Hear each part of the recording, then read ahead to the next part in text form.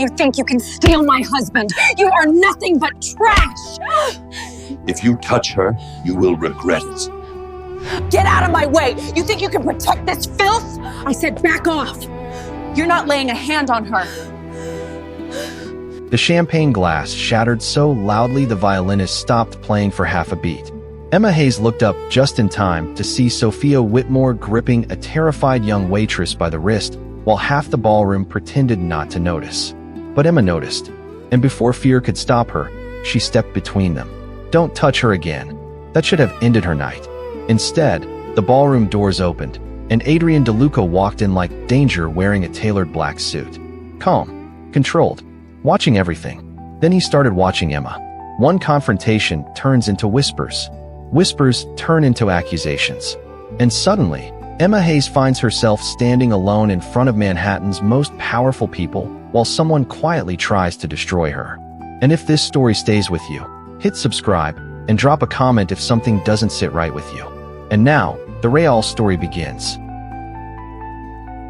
The rich don't destroy you with fists. They destroy you by making everyone else watch. The first thing I noticed that night was the smell of white roses and champagne. Expensive, clean, cold. The kind of scent that clung to people who had never checked a bank account before buying dinner.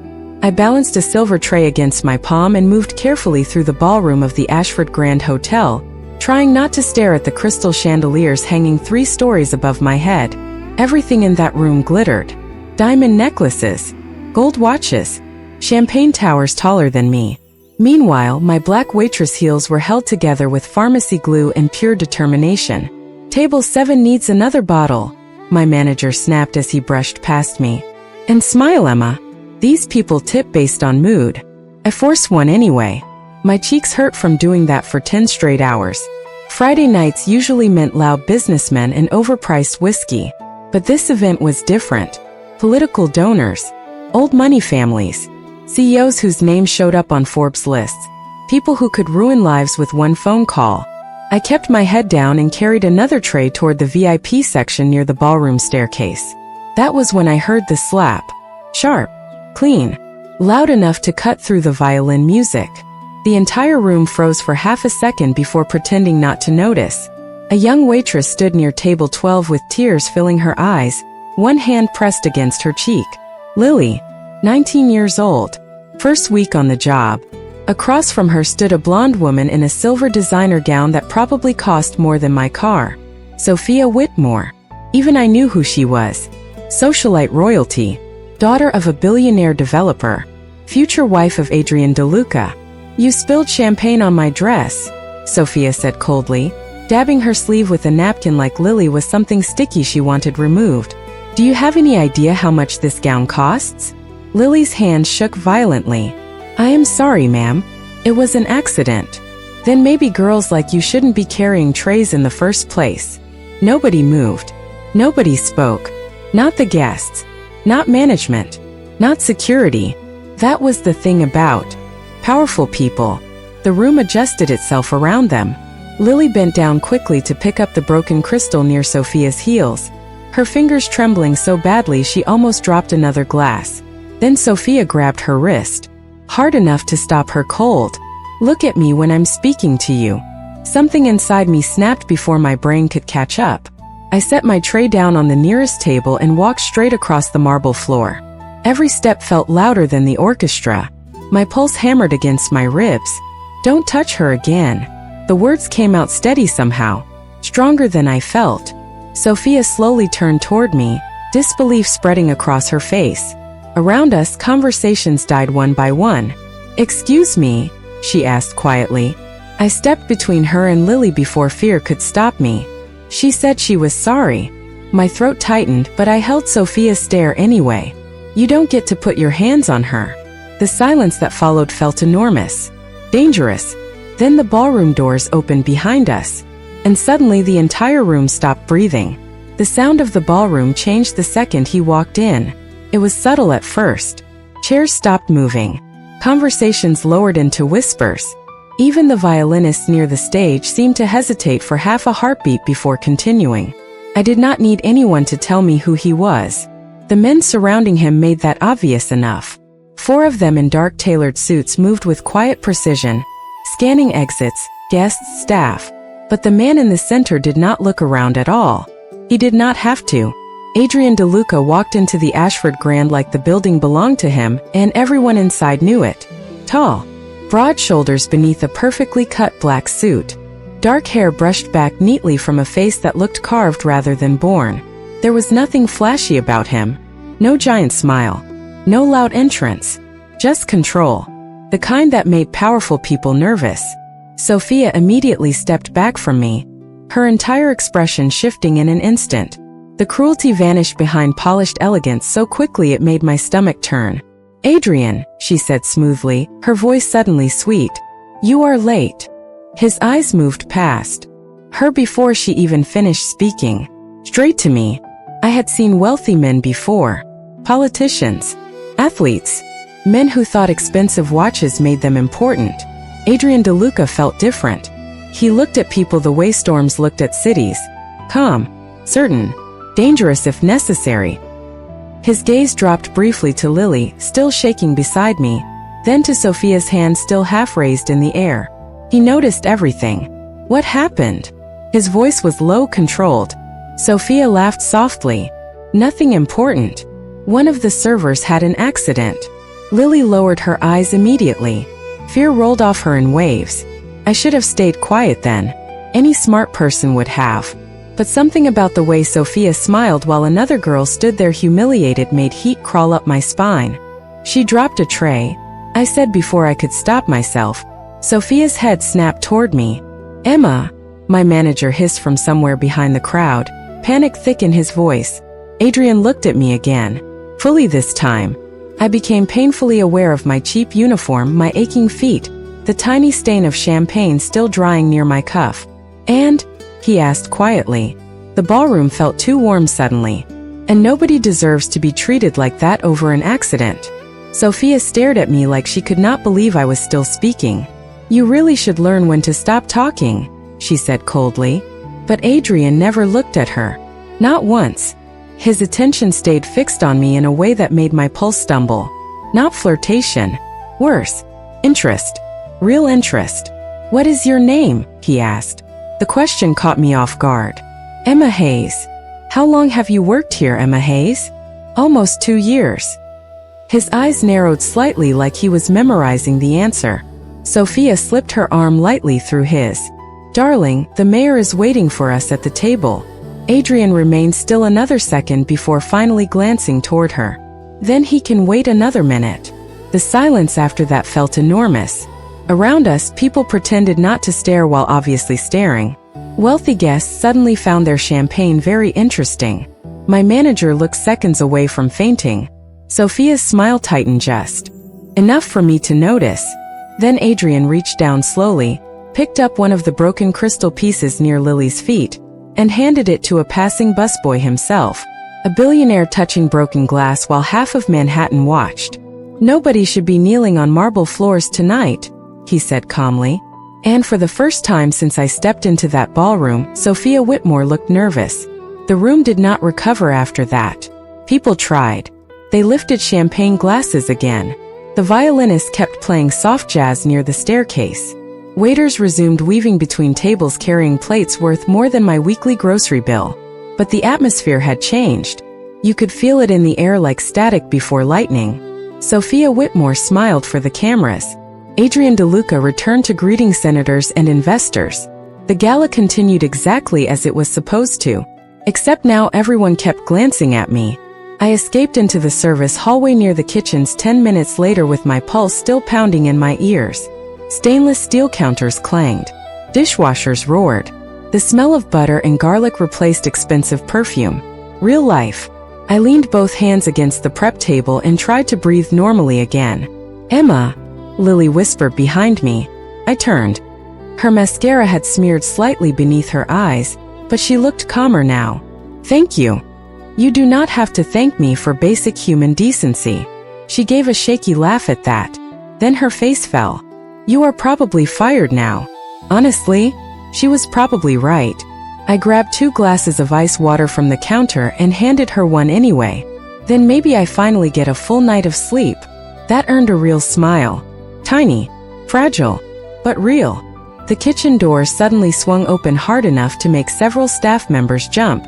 My manager stormed in looking pale and furious at the same time. Emma, office, now.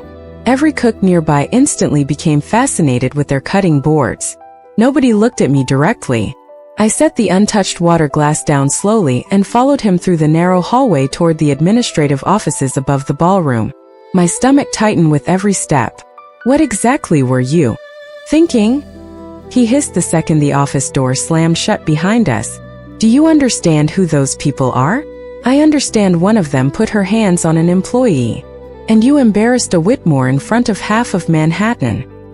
He dragged a trembling hand down his face. Do you know how much money that family donates to this hotel? I crossed my arms tightly. So that makes it acceptable? No. It makes it dangerous. His voice dropped lower. People like them do not hear the word no often, Emma. The fluorescent lights above us buzzed softly. Outside the office window I could still see the golden ballroom below, glittering like another universe entirely. I suddenly felt exhausted. Bone-deep exhausted. If you are firing me, I said quietly, just do it. My manager stared at me for a long moment before looking away first. Sophia specifically requested that you stay away from the VIP floor for the rest of the evening. Of course she did. Heat crawled into my cheeks despite myself. Fine. Fine. He blinked like he expected tears instead. That is all you have to say? I shrugged tiredly. Rich people already hate me. Might as well commit fully. He actually looked close to laughing before stopping himself. Then someone knocked twice against the office door. Sharp. Controlled. My manager immediately straightened his tie. Come in. The door opened slowly.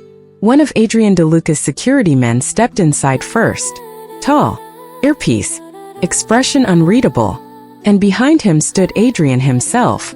The office suddenly felt 10 sizes too small. My manager nearly tripped over his own chair standing up. Mr. DeLuca, he stammered. Adrian ignored him completely. His eyes settled on me instead. Calm, focused, intent. Emma Hayes, he said quietly. I would like a word with you. The first thing I noticed up close was that Adrian DeLuca did not smell like cologne. He smelled like cedarwood, rain, and expensive cigarettes that had never actually touched fire. Strange detail to notice while your life quietly unraveled in a hotel office, but exhaustion makes your brain cling to ridiculous things. My manager stood so rigid beside his desk that I thought he might stop, breathing entirely. Should I leave? He asked carefully. Adrian kept his eyes on me. Yes. One word. Calm. Absolute. The door closed behind my manager a second later, leaving me alone with the most intimidating man I had ever met. The office suddenly felt painfully silent. I folded my arms tighter across my chest mostly to stop my hands from shaking. Adrian walked farther into the room slowly, his attention moving over everything. The cheap office furniture, the stack of payroll folders, me standing there in a black waitress uniform with sore feet and tired eyes. He looked completely out of place under fluorescent lighting, like someone had dragged a king into a storage closet. You embarrassed my fiancée tonight, he said finally. There it was. My stomach tightened immediately. Then maybe she should stop humiliating employees in public. The words came out before caution could save me. For one dangerous second, I thought I saw amusement flicker across his face. Tiny. Gone instantly. Most people would apologize first, he said. Most people were not the one being grabbed. Silence stretched between us again. Heavy. I hated that he made silence feel intentional instead of awkward. Adrian stepped closer to the office window overlooking the ballroom below. From up there, the guests looked tiny beneath golden lights and crystal chandeliers.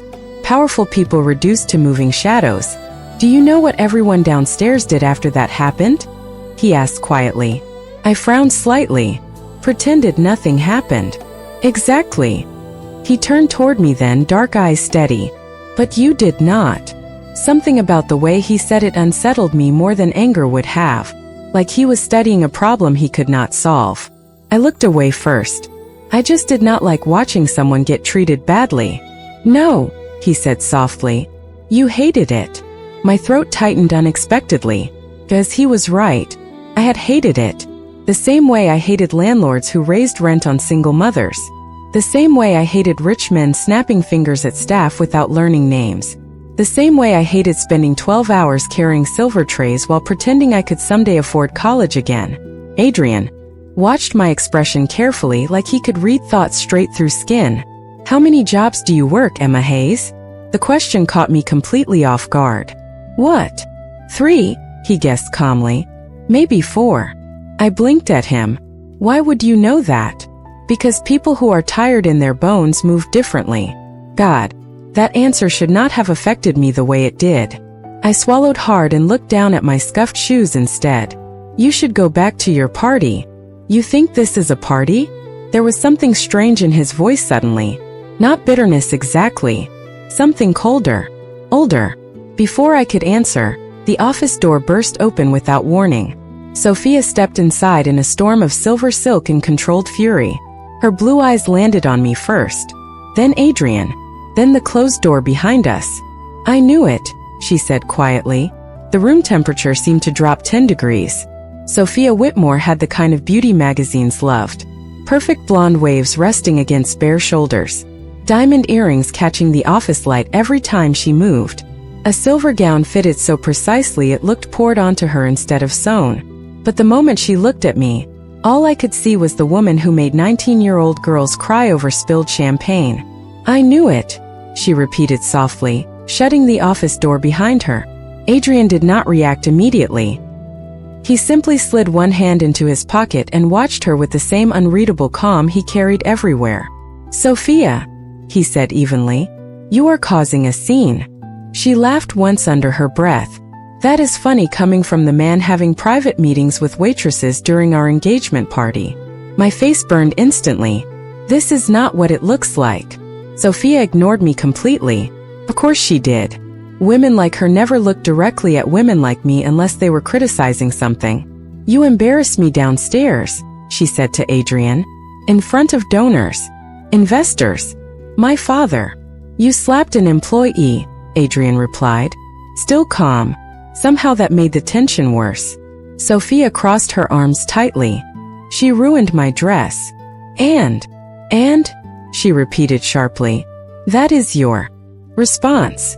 Adrian took a slow breath like a man already exhausted by a conversation he did not want to have. It was an accident, Sophia. You are defending her. I am correcting you. Silence slammed into the room again. Sophia stared at him for a long second before finally turning toward me. Fully this time. Her eyes traveled slowly over my uniform, my shoes, the cheap ponytail barely surviving a 12-hour shift. I felt stripped apart under that look. Do you know who he is? She asked quietly. Sophia, Adrian warned. No, I want to hear her answer. She stepped closer, heels clicking sharply against the tile floor. Do you know what happens when powerful men get bored, Emma? I swallowed hard but said nothing. They play hero for a few days. Her smile turned colder. Then they move on and girls like you are left believing nonsense. Heat climbed into my throat. Not because I believed her. Because part of me hated that she thought I wanted anything from him at all. I do not need rescuing, I said carefully. Something flickered across Adrian's face at that. Sophia noticed too. Of course she did. That attitude is exactly why this is happening, she said. You think being difficult makes you interesting. Enough. Adrian's voice cut through the room quietly, but every muscle in Sophia's shoulders stiffened immediately. He stepped between us then. Not aggressively. Not dramatically. Just enough that Sophia had to look at him instead of me. Emma Hayes works for this hotel, he said calmly, and she deserves basic respect while she is here. Sophia stared at him like she had never seen him before. You are choosing a waitress over me? This is not about choosing anyone. It looks exactly like that.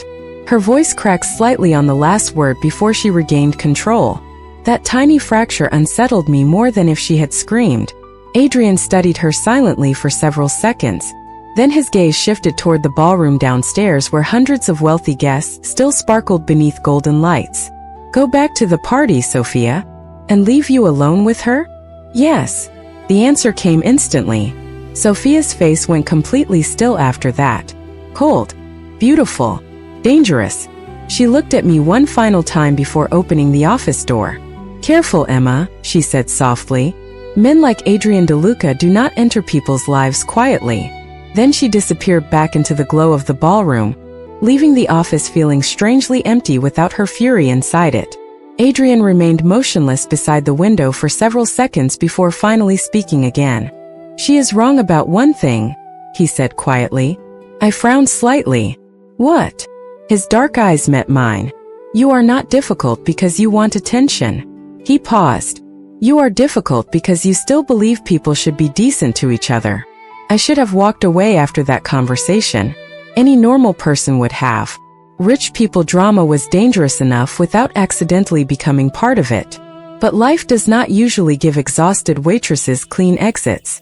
Adrian looked at me for another second after Sophia left, then adjusted the cuff of his black suit jacket with slow precision. Everything about him felt controlled down to the smallest movement. "You should return to work," he said quietly. The words surprised me more than if he had asked me to stay. "That is it?" I asked before I could stop myself.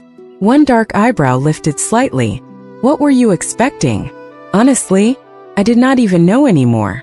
My pulse still had not settled from the last 15 minutes. "Nothing," I muttered. "Good."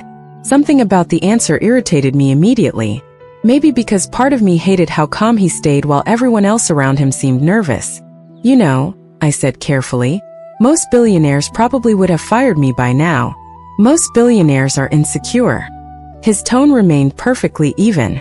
People who need constant obedience are usually afraid of losing control. I stared at him for a second too long after that. He noticed. Of course he noticed. Then the corner of his mouth moved slightly.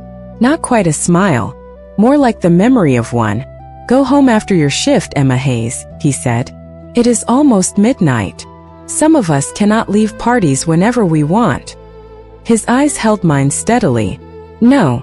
Some of us just hide exhaustion better than others." God. Again with that unsettling ability to see straight through people. I grabbed the office door handle mostly because I needed distance from him before my brain short-circuited completely. "Good night, Mr. DeLuca." "Adrian." I hesitated. "I do not think we are on a first-name basis." This time he actually smiled faintly, warm enough to change his entire face for half a second before it disappeared again. "Probably not." The ballroom looked even brighter when I stepped back inside. Gold light spilled across marble floors while servers floated between tables carrying lobster tails and 30-year-old wine. Somewhere near the stage, politicians laughed too loudly at something unfunny. Expensive happiness. Manufactured elegance.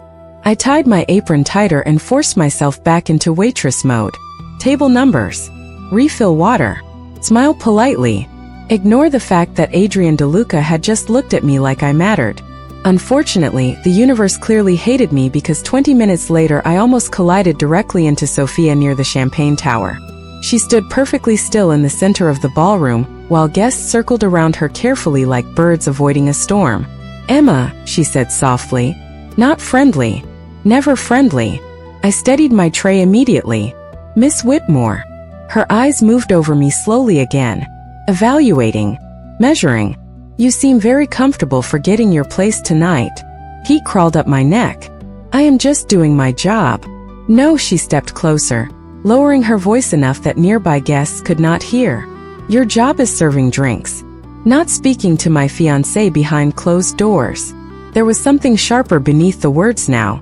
Not anger exactly. Fear. Tiny. Buried deep. But real. I looked past her briefly toward the ballroom staircase where Adrian stood surrounded by investors and security men. Even from across the room, his presence pulled attention naturally. Power without effort. Sophia noticed where I looked and her expression hardened instantly. "Let me save you future embarrassment," she said quietly. "Men like Adrian notice women all the time. That does not mean they care." Before I could answer, a young server brushed past us, carrying fresh champagne flutes. One glass slipped suddenly from the tray and shattered against the marble floor near Sophia's dress. The poor girl froze in horror immediately, and every muscle in Sophia's body went rigid. The sound of crystal shattering against marble, hit the ballroom like a gunshot. Conversation stopped instantly. The young server stood frozen beside the fallen tray, both hands covering her mouth in horror as champagne spread across the white floor in glittering streams. She looked barely 18, maybe younger. Her entire body trembled so hard I thought she might faint, and all I could think was, please not again. Sophia slowly lowered her gaze toward the broken glass near her heels. The silence around us thickened immediately. Nearby guests pretended not to stare while staring at everything. Would you call embarrassing me twice in one evening? I took a careful breath. Every survival instinct in my body screamed at me to apologize and walk away. But another part of me remembered Lily crying near table 12, remembered rich people pretending not to notice cruelty because confronting it felt inconvenient. I would call it basic decency, I answered softly. The ballroom air seemed to freeze completely after that. Sophia stared at me for several endless seconds. Then she laughed once beneath her breath. Not amused, disbelieving. You know what your problem is, Emma? She asked. You think morality matters more than power. Maybe because it should. Her blue eyes darkened instantly. Around us, guests shifted awkwardly, pretending to focus on music and wine while listening to every word. I suddenly became aware of Adrian watching from across the ballroom staircase. He had stopped speaking to the group around him entirely. One of his security men leaned closer to say something quietly, but Adrian barely reacted. His attention remained fixed on us. Sophia noticed that too. Of course she did. And that was when something changed in her expression. Not jealousy. Calculation. You know, she said slowly. It is funny hearing lectures about decency from someone who steals. My stomach dropped. What? Sophia tilted her head slightly. You heard me. Confusion rippled through the nearby crowd immediately. I stared at her, genuinely speechless for the first time all night. Then she looked toward security standing near the ballroom entrance. I think someone should check Emma Hayes's apron pockets. Every nerve in my body went cold. For one horrible second, I genuinely thought I might pass out right there in the middle of the ballroom. Hundreds of eyes turned toward me at once. Politicians, socialites, investors, hotel staff. Every conversation dissolved into whispers sharp enough to cut skin. What are you talking about? I asked carefully, though my throat already felt too tight. Sophia crossed her arms slowly, diamonds glittering beneath chandelier light. A sapphire bracelet disappeared from the VIP lounge about 20 minutes ago. My stomach dropped harder. I did not take anything. Then you should not mind if security checks your pockets. Around us, the room held its breath. I looked toward my manager instinctively. He stood frozen near the edge of the ballroom, looking physically ill. Nobody moved to defend me. Of course they did not. Rich accusations always sounded more believable than poor denials. One of the hotel's security guards stepped forward awkwardly. Miss Hayes, he began carefully, if you could just cooperate so we can resolve this quickly. Heat rushed into my face so fast it burned. You think I stole from guests? Sophia's expression never changed. I think desperate people make desperate choices. The words hit harder than they should have. Maybe because I was desperate. Rent overdue. Student loans. 2 jobs, barely keeping my younger brother in community college after our mother got sick last year. But desperation and dishonesty were not the same thing. I slowly untied my apron with shaking hands. Every eye in the ballroom followed the movement. Humiliation crawled across my skin like fire ants. Fine, I whispered. Check it. The security guard hesitated before reaching carefully into the front apron pocket. For half a heartbeat, nothing happened. Then his face changed completely. My pulse stopped. He slowly pulled out a velvet jewelry box. Dark blue. Expensive. The entire ballroom erupted into shocked whispers instantly. I stared at the box like it belonged to someone else entirely. No, I breathed. I have never seen that before. Sophia let out a soft, disappointed sigh that sounded rehearsed somehow. This is exactly why my father warned me about hiring temporary staff for private events. My chest tightened so hard it physically hurt. I did not steal anything. Emma, my manager whispered painfully. Please. I looked around wildly, searching for one person who believed me. Just one. But all I saw were wealthy strangers avoiding eye contact because scandal was entertaining until it required courage. Then I saw Adrian. He had not moved from the staircase. Not once. The ballroom noise seemed to fade beneath the weight of his silence. He walked toward us slowly while security immediately stepped aside for him. Calm. Controlled. Terrifyingly calm. Sophia straightened slightly the closer he came. Darling, I know this is unpleasant, but clearly the girl made a mistake. No, Adrian stopped beside me without looking at her. His gaze rested on the velvet box in the guard's hand instead. Open it. Sophia blinked once. What? Open the box. The security guard obeyed immediately. Inside rested a sapphire bracelet sparkling beneath chandelier light. Beautiful. Expensive. Completely unfamiliar to me. Adrian studied it silently for 2 long seconds before lifting his eyes toward Sophia at last. Interesting, he said quietly. Sophia forced a small laugh. What is interesting? Adrian's expression never changed. That bracelet was never reported missing. The entire ballroom went dead silent. The silence after Adrian spoke felt heavier than the entire ballroom. Nobody moved. Nobody even touched their champagne glasses anymore. Sophia stared at him slowly, her perfect composure slipping for the first time all night. What do you mean it was never reported missing? She asked carefully. Adrian's dark eyes remained fixed on the bracelet inside the velvet box. I mean, he said calmly, hotel security never received a theft report because the bracelet was never actually lost. My pulse thundered painfully inside my ears. Around us, confusion spread through the crowd in ripples. Wealthy guests exchanged uneasy glances while security suddenly looked very interested in anywhere except Sophia Whitmore. Adrian, Sophia said softly, warning hidden beneath the word. He finally looked at her then. And for the first time that night, I understood why powerful men feared him too. Not because he raised his voice. Not because he threatened anyone. Because his disappointment felt colder than anger ever could. You planted it, he said quietly. No outrage. No drama. Just certainty. Sophia laughed once under her breath. That is ridiculous. Is it? Adrian reached into his suit pocket slowly and pulled out his phone. A few taps across the screen. Then he handed it directly to the head of hotel security. Play the hallway footage from 14 minutes ago. My stomach dropped again.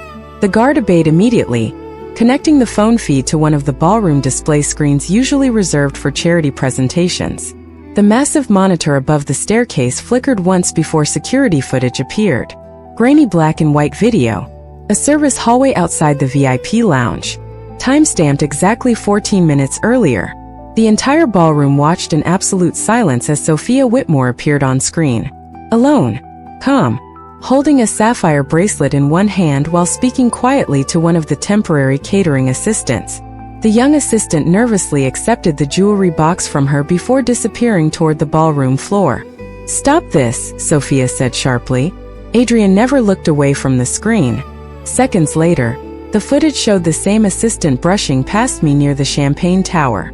Her hand moved quickly near my apron pocket before hurrying away into the crowd. Gasps rippled across the ballroom immediately. I felt physically dizzy. Not from embarrassment anymore. From relief so sharp it almost hurt. Sophia's face drained of color beneath the chandelier lights. You had me followed, she whispered.